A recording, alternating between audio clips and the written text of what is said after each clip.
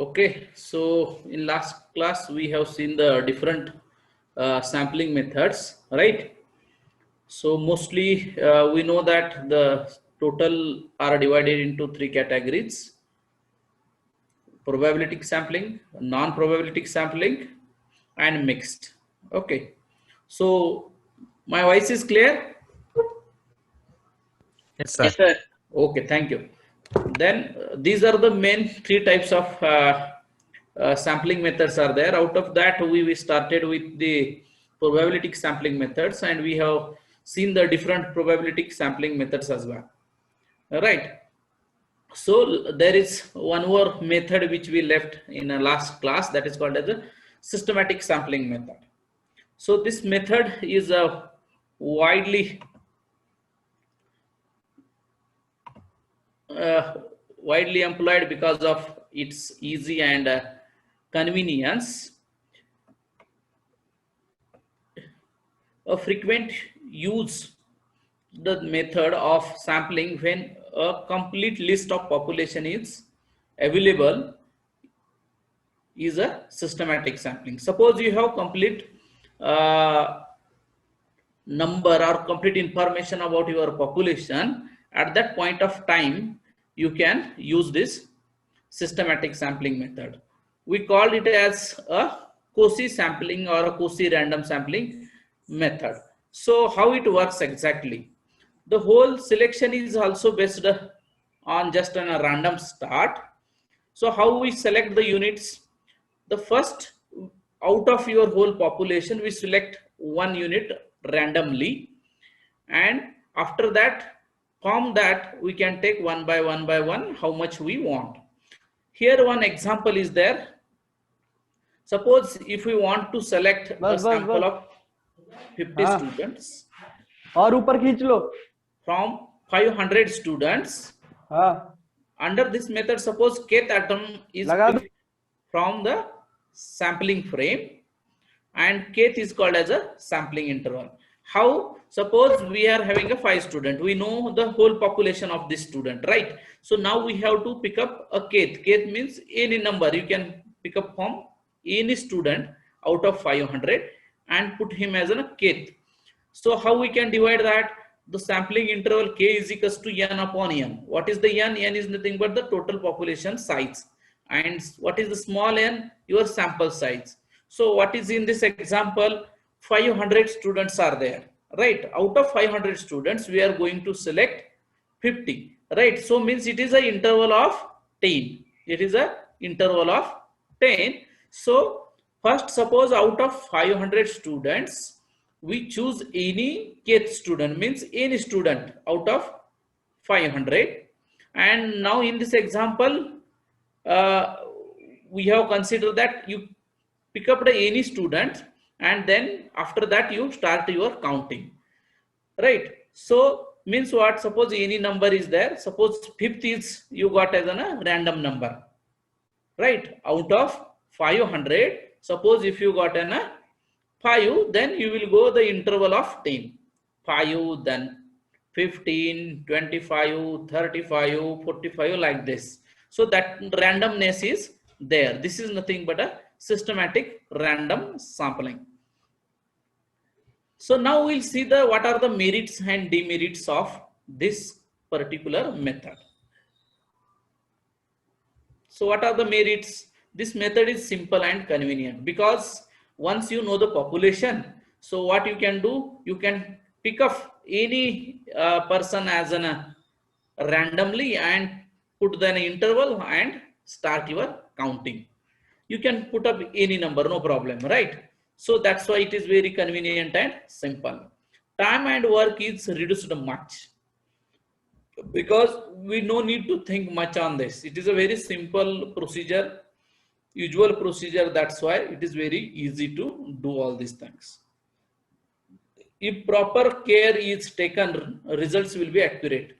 So while doing all these things, if you are doing very carefully, then you will get the exact results.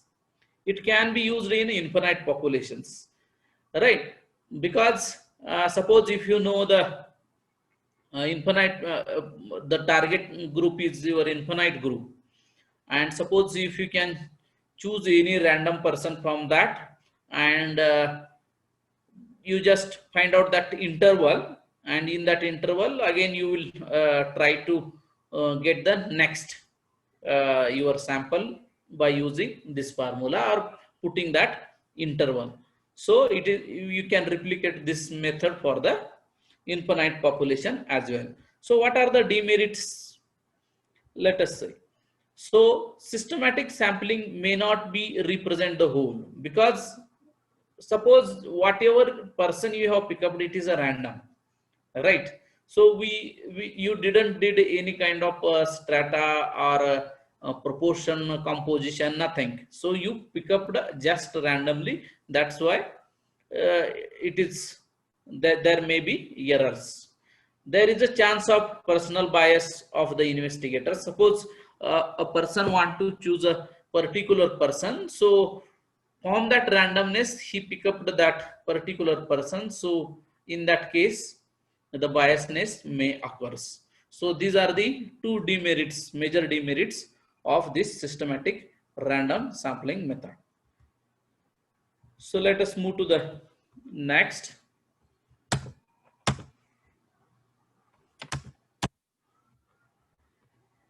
One minute.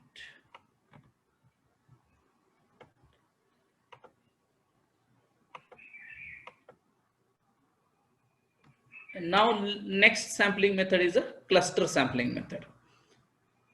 So there are in cluster sampling method also there are different types are there. Cluster means what? We will make a cluster, make a groups, right? Suppose there are your population is big population, heterogeneous and very big population. So in that case you use this method and make the small groups, right? And you can study the whatever you want. So in that cases you uses this cluster sampling method.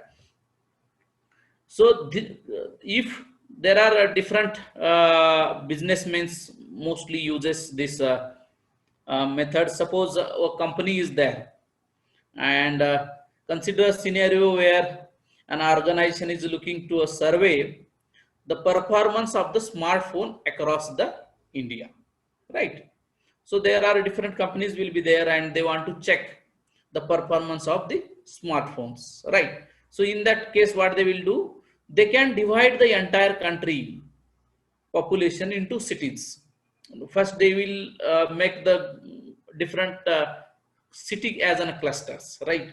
First they can choose as an capital cities, metropolitan cities, district level cities, block level cities, like that, and select further to the town with the highest population and filter using a different mobile devices. So like that they can make the different clusters and they can study the what they want.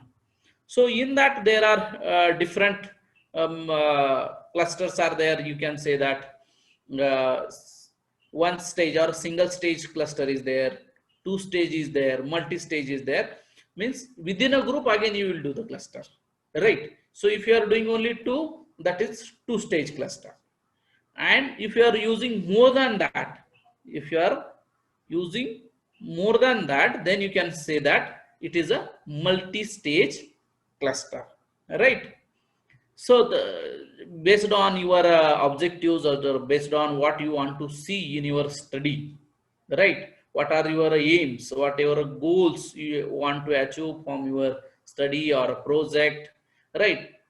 According to that you will make the clusters, right? If you feel that one particular objective is not satisfying from other sampling methods, so in that case you can go for a cluster and you can go to that particular area and you make it a cluster and take the samples and you can study them, right? So now we'll see the, so this is about whole about the probabilistic sampling methods. So all these are the probabilistic sampling methods. Let us see the comparison of these sampling methods. So this screen is visible and you can read, or it is very small font? We can read, sir. Yeah. So if you can see, I try to make the comparison between the simple random sampling methods, stratified method, systematic, and cluster, right? So these are our main methods. So we called it as a probabilistic sampling methods. So for this simple random, high cost mostly likely used, right? Cost is also required much, and but most of the people they uses simple random sampling method. What are the advantages? Only minimal advantage of knowledge of the population is needed. Easy to analyze the data and compute the error. So it it is it doesn't require much knowledge about the population. That is the main advantage of this. So what is the disadvantages? Requires a sampling frame to work from, does not use the knowledge of the population, large error for the same sample size than with the stratified. It is compared with the stratified. So without knowledge of the populations, if we are selecting the sample, that is the biggest disadvantages of this. So stratified, already we know that we are making the different groups and selecting this. So it is also, it's require the high cost and moderately used. Means the uses of such a methods is not that much. What is the advantages? Assures the representation of all groups in a sample. So what stratified sample will do, it will give the equal representation of the whole population. Means it will make sure that each and every strata has to come equal representation, right? Whatever your populations will be there, out of that population, it will make sure that one proportional or non-proportional, but their presentation will be there in your sample. So that is the advantage of this method, and because of that you get the good results.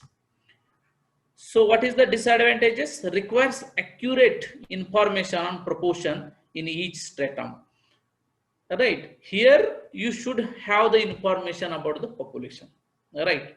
What kind of population you are going to study. If it is a geographical area, or if you want to study the different communities and you are making in that communities in different status, so for that you should have the knowledge about it. You should have a detailed information about the population, so that you can make the accurate strata. So that is the disadvantages.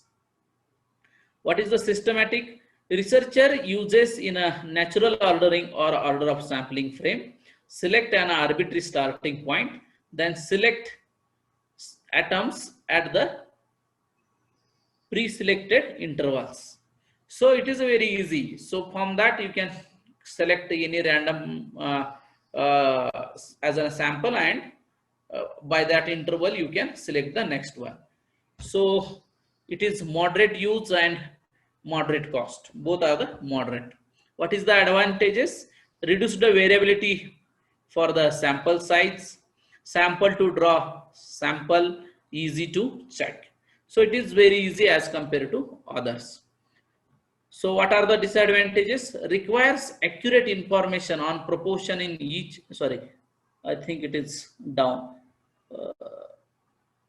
Yeah, if stratified lists are not already available, they can be costly to prepare. I think it is missed somewhere.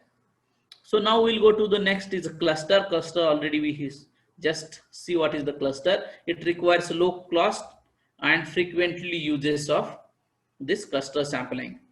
If clusters geographically defined yields lowest field cost, requires list of all cluster but individuals only within a clusters, right?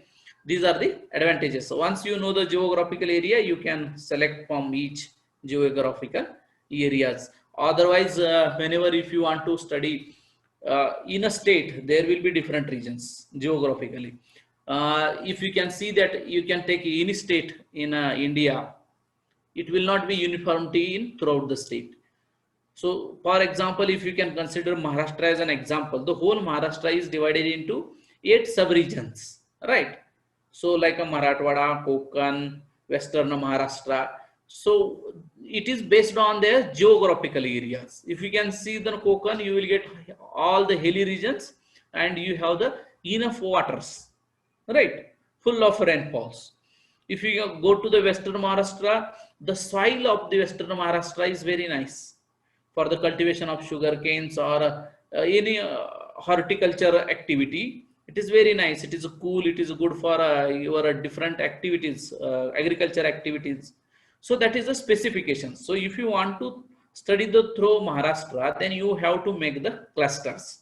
So like that, you can make the different clusters according to the regions. If you can come to the Marathwada region, so you know that how much drought prone area this is. Right. So like that, it is in that way. This is the advantages of the cluster sampling. So now let us move to the next.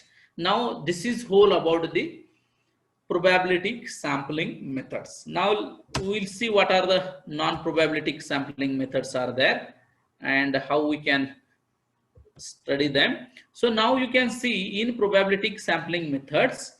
So we saw this simple random, stratified random, systematic, cluster, right? In stratified, we have seen this proportional sampling and non-proportional as well, right? And in a cluster, there will be a different stages, single stage, two stage or multi-stage. So this whole about is nothing but a probabilistic sampling method. Whenever you will go to study, so you will use any one of the method, right? If you are applying the probabilistic sampling method. So what about the non-probabilistic sampling method? So these are the 4 methods are there in a non-probabilistic sampling method. One is a convenience sampling method, quota sampling method, purposive sampling method, snowball sampling method. Means what? Mostly what is the property of non-probabilistic sampling method, or sometimes we call it as a discretional sampling methods, where the each and every unit of the population will not have equal chance to come as a sample. That is the basic idea of the non-probabilistic sampling methods. So now we'll see one by one. What is the convenience sampling? According to the convenience of the your respondent. So you will go and you can collect the informations. All right. What is the purposive? For a purpose, to serve the purpose of the research, if you will select the sample or you will select the respondent, that is nothing but the purposive sampling method. For example, suppose if I want to study the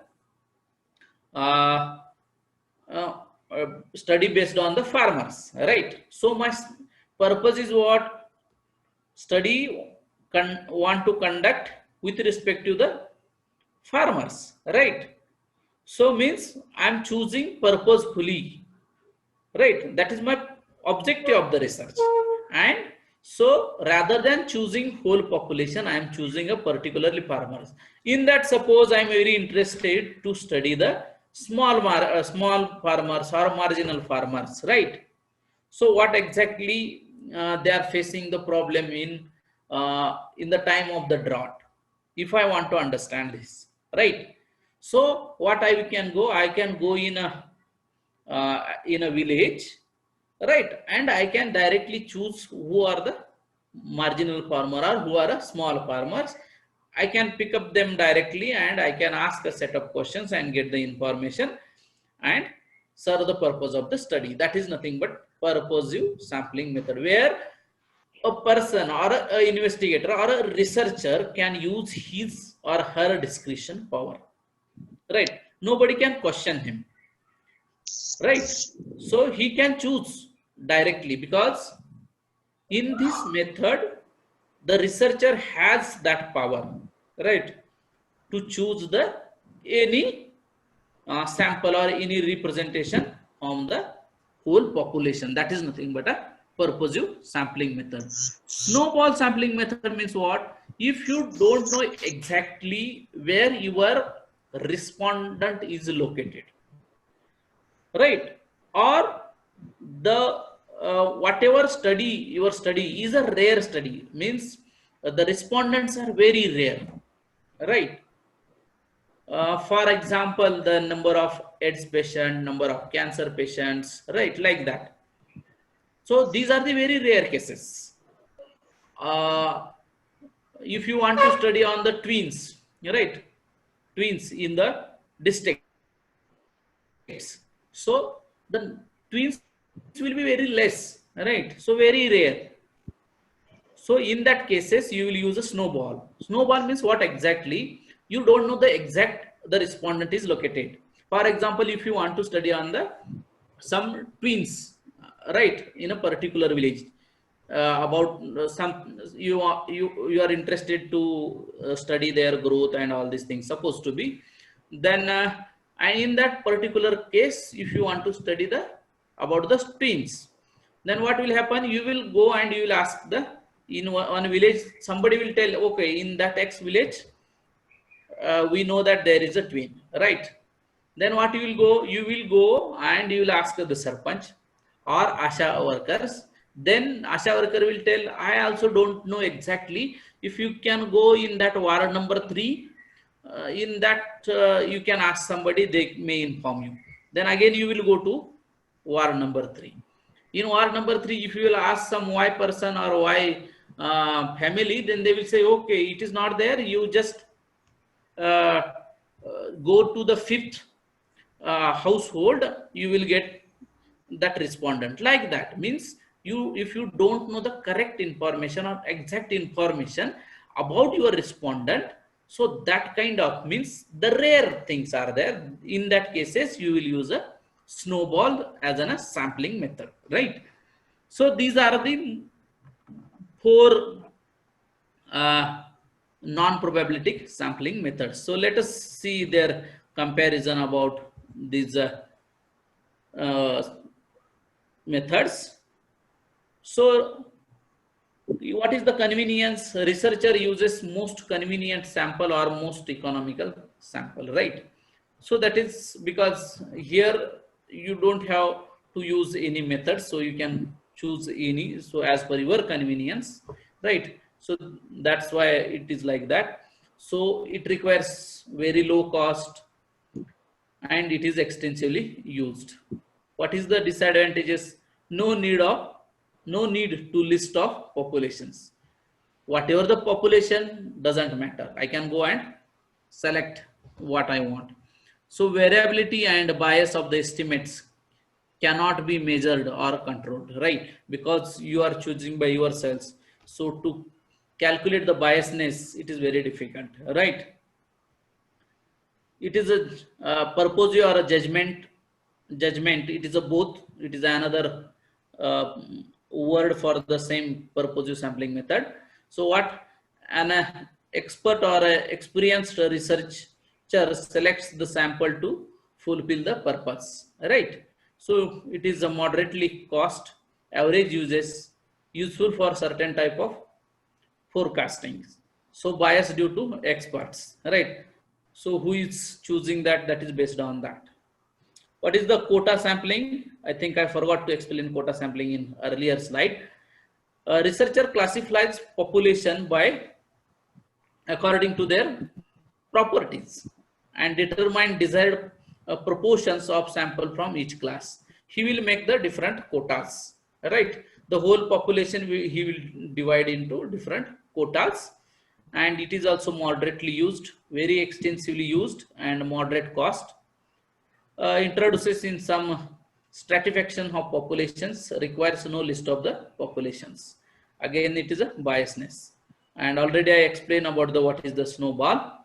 It is also low cost, used in a special situation. See, it is also written that it is used in special situation, means wherever the such a situations will be rare, right? In that cases only you can uses this kind of sampling methods.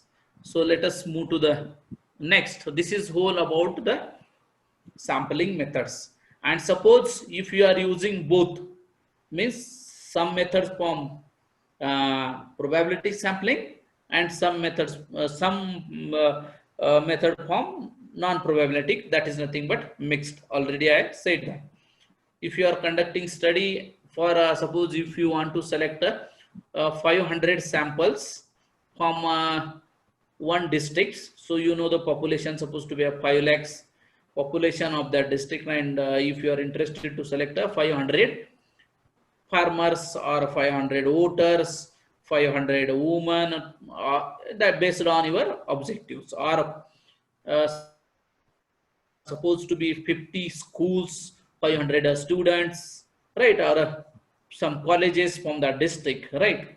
Suppose this you want to conduct a study on that particular district, and suppose out of that what you did, some samples you have selected by using your probabilistic sampling methods, and some sample you have collected by using a non-probabilistic sampling methods, because to satisfy the objectives, right? Suppose in objective if you want to study about the schools, isn't it? From that school, suppose the quality of the education, all these things are there. So out of that again you want to study the where the labs are there, laboratories are there. So some infrastructural facility if you want to study, that is your purpose, then you can select the some schools who are having these infrastructures, right? Means here you are using a purposive sampling method. So like that, if you are using both, you are mixing both, that is nothing but a mixed sampling methods. So why we are doing this sampling method? For collecting the information, for getting the data, right?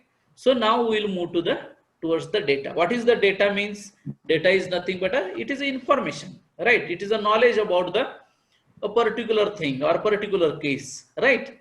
So once if you will collect these informations, suppose if you will collect the information about the 500 respondent, 1000 respondent, 50 respondent, whatever it may be, according to your demand of studies, right? So how we can put this data, how we can write this information? So for that we have to classify this data, we have to tabulate this data for the further purposes. What will be the further purposes?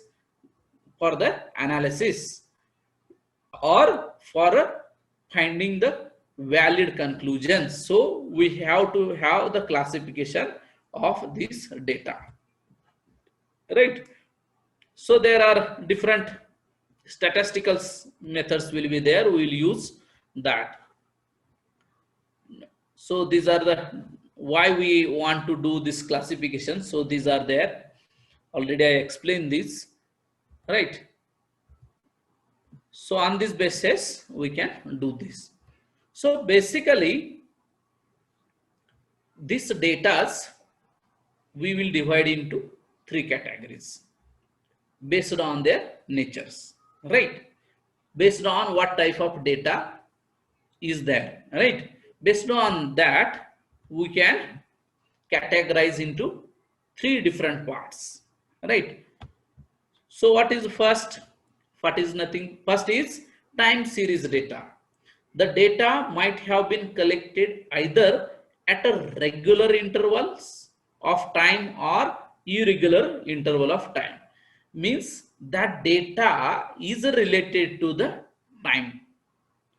That data is nothing but a time series data. The rainfall of Usmanabad district in last 7 days, right? So that kind of information is nothing but the time series data. That is the example of time series data. Or the population of India in last 10 years, right? Or you can say which is the related to the time. That is nothing but a time series data. Second is the spatial data.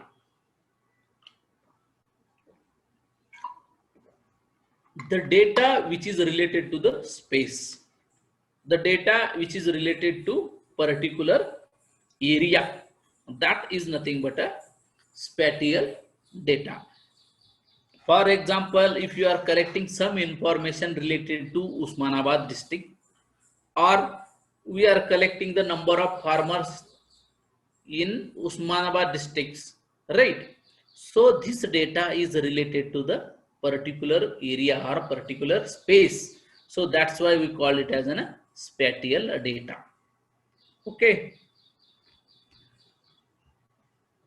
That is nothing but spatial data. And third is spatio-temporal. Actually, it is mistake. I didn't edited this. Spatio-temporal data means it is related to the both time as well as space. That kind of data we called as spatio-temporal data. Let us see few example based on this. 1 minute.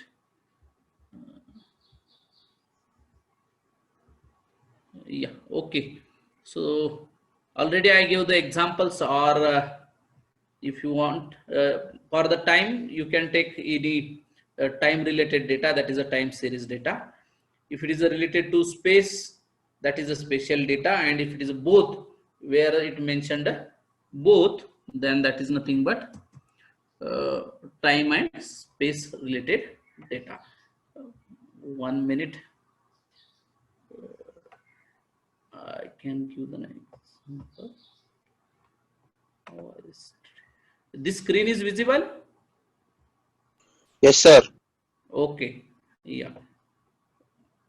So this is the example of time series data, right? You can see that here are the year and here is the expenditure on the different heads. So in 2001, how much money they have spent on the particular head. In education, this much, in food and others, this is the total. In 2002, how much money they have spent. In 2003, how much money they have spent. So it is based on timeline. That's why we call it as a time series data. And what about the spatial data? It is a population. So how much population of Maharashtra? This much. How much population in Kerala, Andhra Pradesh, like this. So this population is related to space. That's why we call it as a spatial data. And spatio-temporal data means, see here, time is there and population is also there, right? So in 1995, the population of the Maharashtra and Karnataka, population in 1985, like that. Okay. So it is related to both. So that's why we call it as a spatio-temporal data. So we'll move to the next about the data. So again, data is divided into mostly two categories that already you know. One is primary data, another is secondary data. What is the primary data? The data which is collected by first hand, right?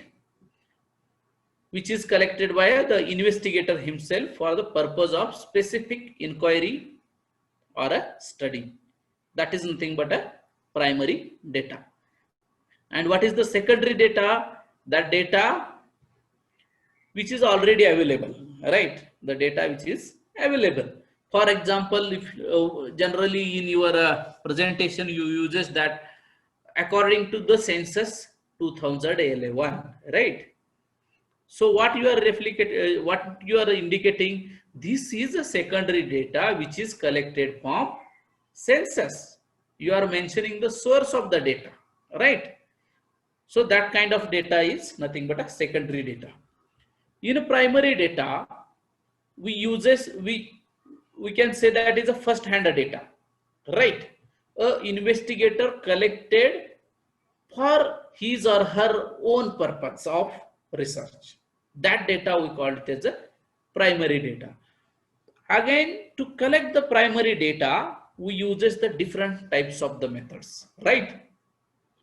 In primary data, there are so many methods how to collect the information, right? So these are the different methods are there. By direct personal interview, you can collect the information. By using indirect oral interviews, information from the correspondence, mail questionnaire method, schedule sent through enumerators.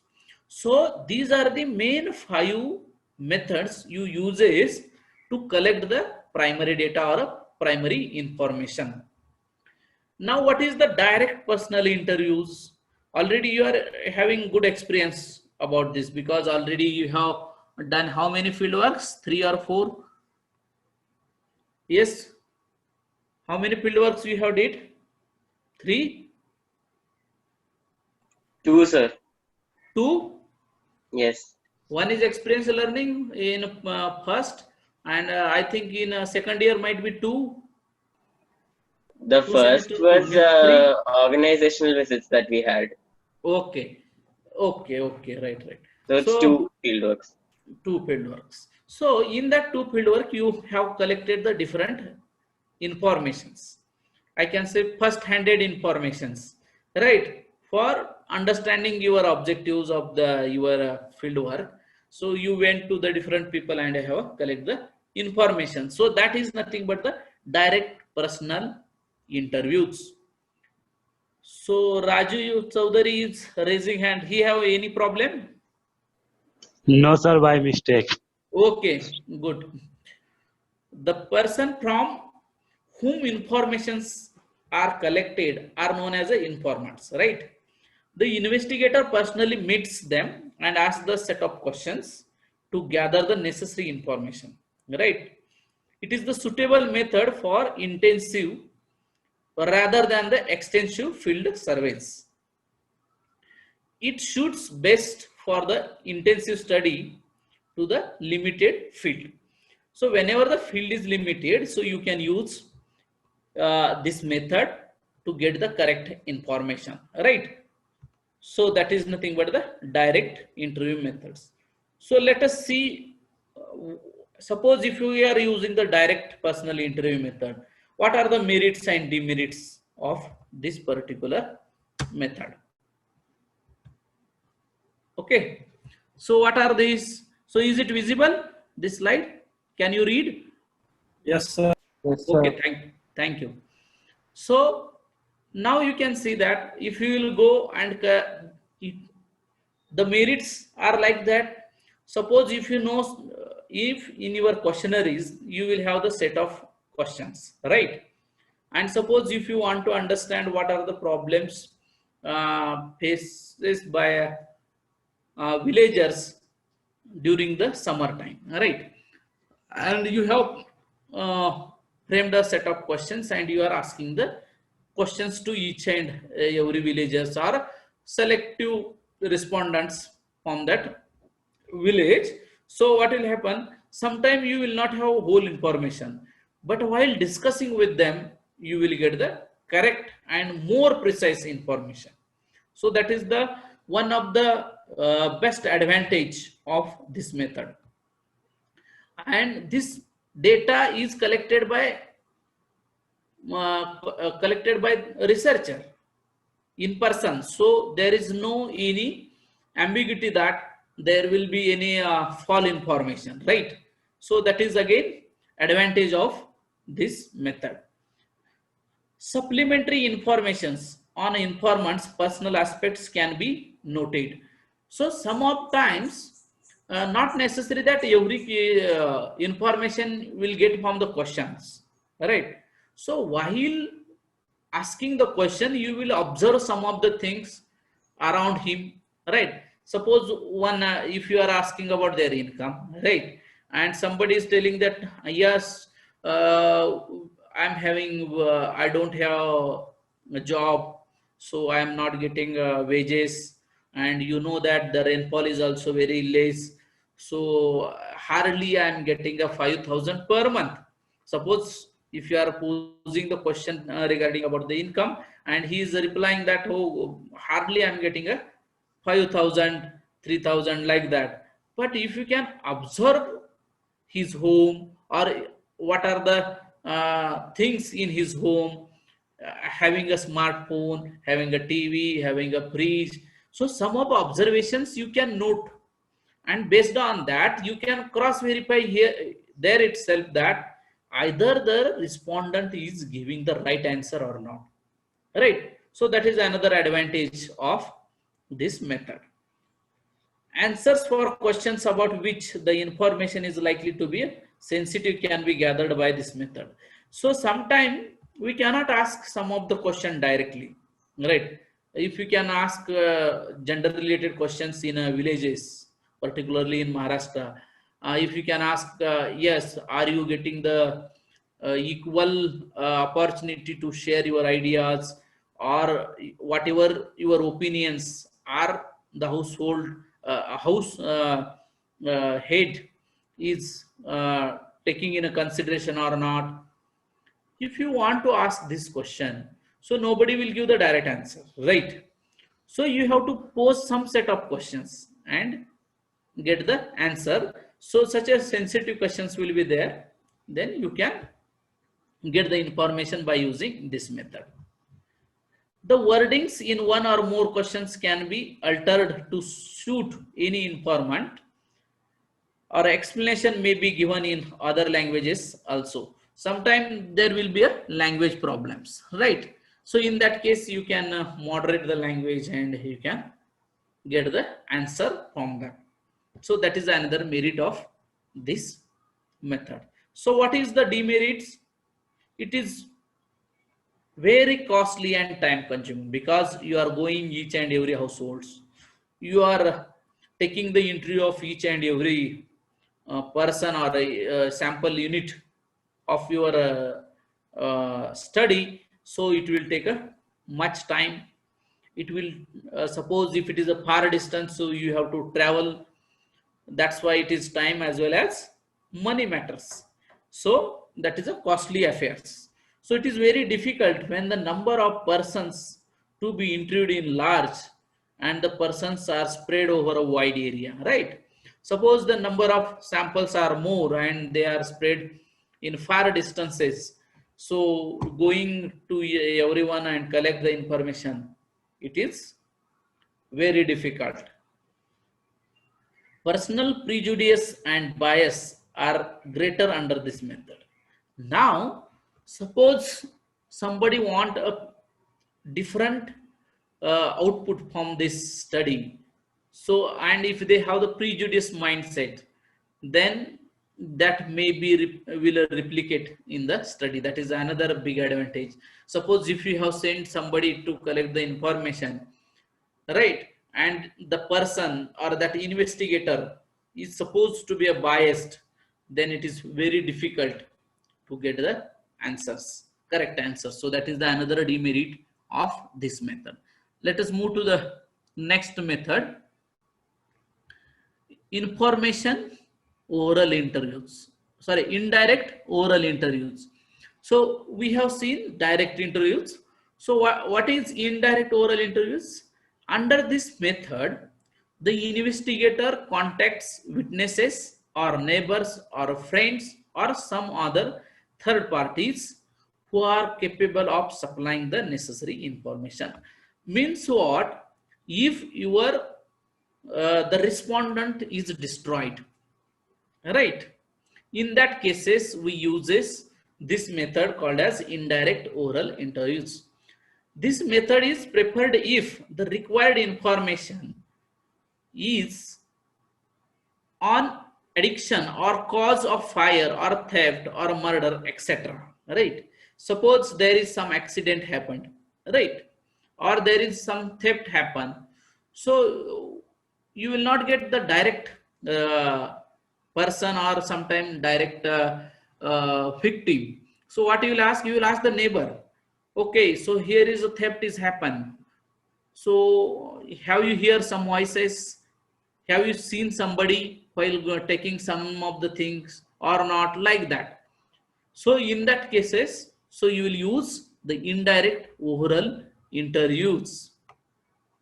But the validity of the results is depend on the few factors, right? Whenever you are asking the third parties, means your original respondent is not there, and if third person is involving in this whole process, so there are some factors will affect, such as the nature of the person whose evidence is being recorded, the ability of the interviewer to draw out the information from the third parties, right? The person is biased. If suppose already that is the nature of the human beings, like a jealous, right? Suppose a neighbor is very rich, then they may say that that's good, his theft happened, and they will tell that, oh, nothing was there in his home. Okay, he's telling lie, he's telling that 10 tolas was there. No, only 5 tolas I have seen, he told me in last day, like that. So they will give the some wrong information. So that is, these factors will be affected whenever you are taking consider of third parties, right? Sometimes they may give right information or wrong information as well. Suppose one accident got in a highways, and there may be some people you will find, and they will you will ask them what exactly happened, who is actually wrong, which side, either right side person is wrong or from coming from left side is wrong. So based on their interest they will tell that, right? So that kind of things may occurs when, if you are considering these cases, right? So that's why in that cases we have to be very careful, and we have to check the things, either the information giving by this respondent is either correct or not. So this method is adopted in those cases where the informations are to be uh, information we have to collect, but the original respondent is not there. So what is the next one is information from the correspondence. Every time it is not possible that to go and collect the information, right? Now somebody will tell that in usual news we used to listen that yes, there is a very huge rainfall in Kerala, correspondence from Kochi, so and so, right? So means we will get the some information throughout the country, or throughout the state, or throughout the world, or throughout the globe. Or they will tell that yes, today there are 20,000 COVID patients infected in a US, right? Like that. So this is nothing but this method we call as an information from correspondence. Generally this method uses by news reporters, right, or newspapers. And next is mail questionnaire methods. So under this method, a list of question is prepared and is sent to all the informants by the post. Every time it is not possible that to go and collect the information. So at that time, or there is suppose very far distance they are living. So in that cases, you can send them post, or you can mail them. So this kind of other methods you can use for the getting the information. So for that you will prepare the list of the respondents. So you can use mails, now you can use a social media to collect the information. You can use Google forms, you can use WhatsApp groups, Facebook, Instagram, Telegram, all sorts of these methods you can use to collect this kind of informations. Let us see what are the merits and demerits about these. So it is a relatively cheap. It is a preferable when the informations are spread over the wide areas. And what are the demerits? The greatest limitation is that the informants should be literate, who are able to understand and reply the questions. Suppose you are sending a questionnaires through Google form. They have to literate, or they know that how they can fill the Google form and how they can submit that form. Or sometimes they will not be literate in internets, or how to use the internets, all these things. So they should be literate in that. Otherwise, what will happen? Sometimes you will send the questions through emails. They will not have emails, or if they have emails, they don't know how to open it, like that. So sometimes it possible. So that we call as a technical problem. So these are technical problems arises with this mail questionnaires or by using these medias. So it is a possible that some of the persons who receive the questionnaires do not return them, or sometimes they will not respond to your questions, though they know all the things. They are very good, they are literate in that, they know how to write everything, they know, but they don't want to respond to your questions. So these are the demerits to these methods. So let us move to the next slides. So when we are sending the mails, or we are asking a set of questionnaires, what kind of questions we should ask? That is very important, right? It is not like that I can go and I can ask any questions to my respondents and they will respond me. No, you might have been good experience if you, in your field work.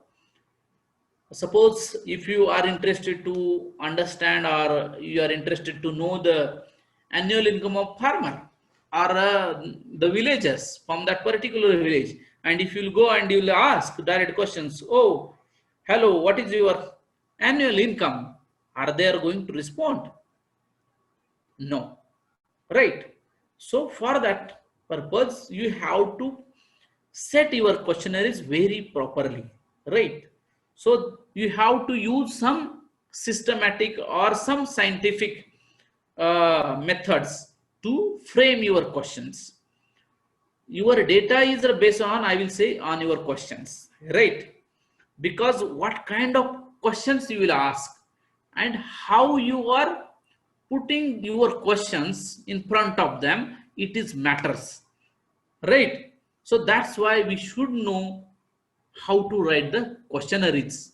So we'll see few examples for these characteristics of a good questionnaires. These are the some guidelines, I can say, how to frame the questionnaires. It is not an ideal, right? So these are the few guidelines. So number of questions should be minimum, right? If you will go with the 100 questions, are they will able to answer your questions? No. Of course, no, right? So number of questions should be minimum. Question should be a logical order, moving from easy to more difficult questions, right? It should not be like that. You will ask some questions first and some of the questions later on, right? It should not be like that. Question should be in a logical order, right? And moving from easy to more difficult questions, right? So means what? You have to build rapport with them, right? So that's why first if you will go and if you will ask direct question, nobody will give to answer to your questions. So first you have to go, hello, hi, how are you? So since how long you are living here? Okay, oh, very nice. Oh, you are facing so many problems, so it is difficult. You have to make some questions and have to put some rapport between you and him, or you have to make environment such that the person feel that comfortable with you while talking. So you have to make such arrangement, you have to make such a setup so that the person should give the answers to your questions. So that's why you have to do these things. The questionnaire should not be too long. If you will ask so long questions, then sometimes he will not get what you want to say exactly, right? So that's why you have to be write small and easy questions, the number of questions should be a minimum as possible, right? Long questionnaires discourage people from completing them, right? So it is very difficult if it is a long questions, so he may not understand what exactly you are going to say, right? The series of questions should move from general to specific. First you ask the general questions, right? You know what is your objective, what you want to understand from him, a particular person. So while asking the question to them, you start with the general. Yes. Oh, how are you? What is your name? What you have studied? Like that. You have asked the general things. What you know? What are the things you are doing in a whole day? How you are spending your life? Like this. You ask more general questions, and then you go to slowly. What is your education? What is your age? Gender to already you will get it, right? So like that, what is your mobile number? What is the detail? How many people are living with you? Oh, you are only spending, or you are only leading the whole responsibility of the house, or like that. You have to go with more general to specific one. So let us move to the next.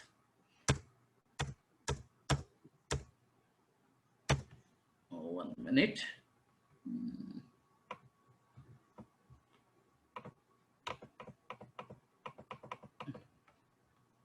Yeah, 1 minute. I will stop this, I think.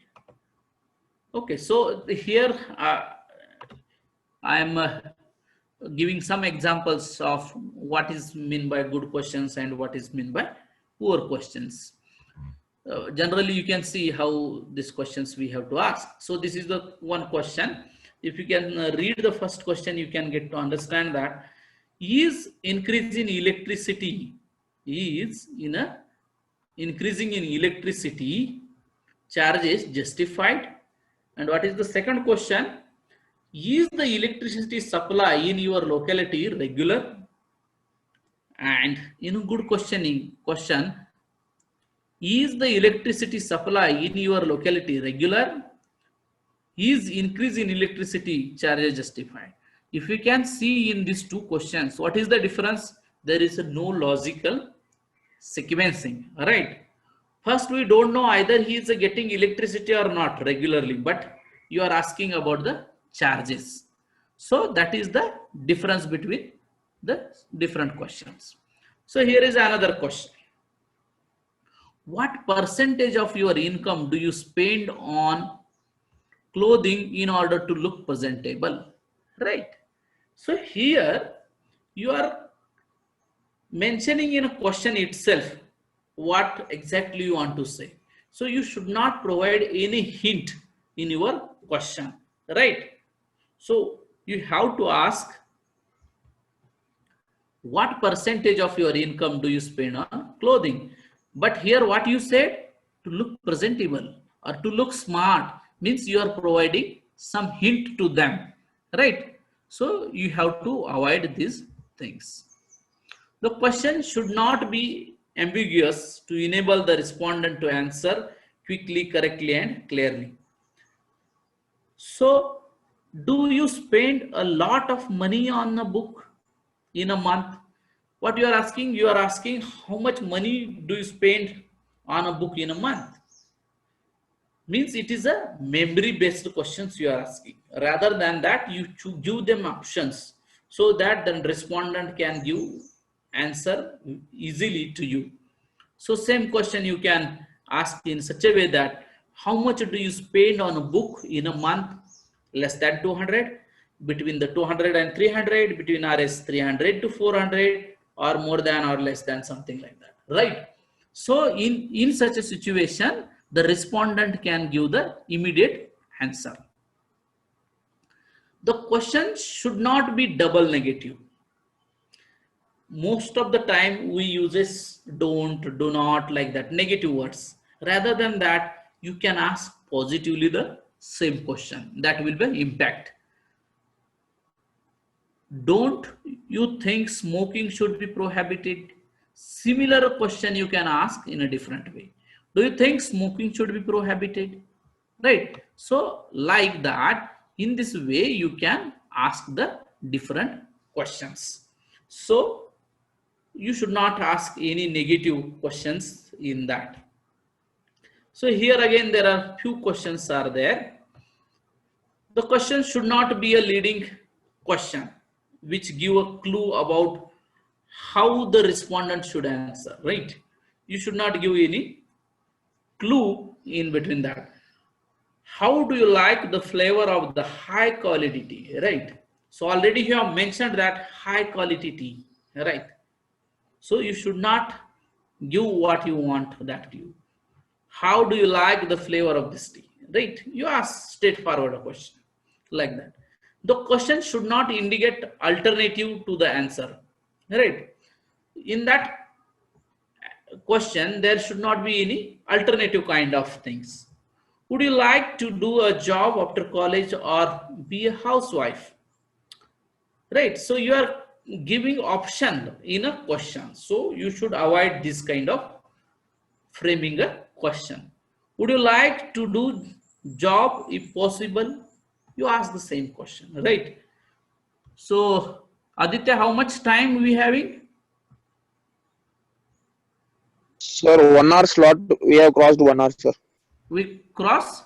Okay. So after this questionnaire things, I will finish it. Okay. The question may not, may consist of closed-ended and open-ended question. You can ask some closed-ended because to get the more opinions of the people from that. So you can ask some open-ended and closed-ended questions. So like this, what is view about your globalization? What is view about the impact of COVID-19 on the economy, on the livelihood, on the education? Like that, you can ask some open-ended and close-ended questions as well. So now I think we will stop here. So these are the some, I will share this PPT to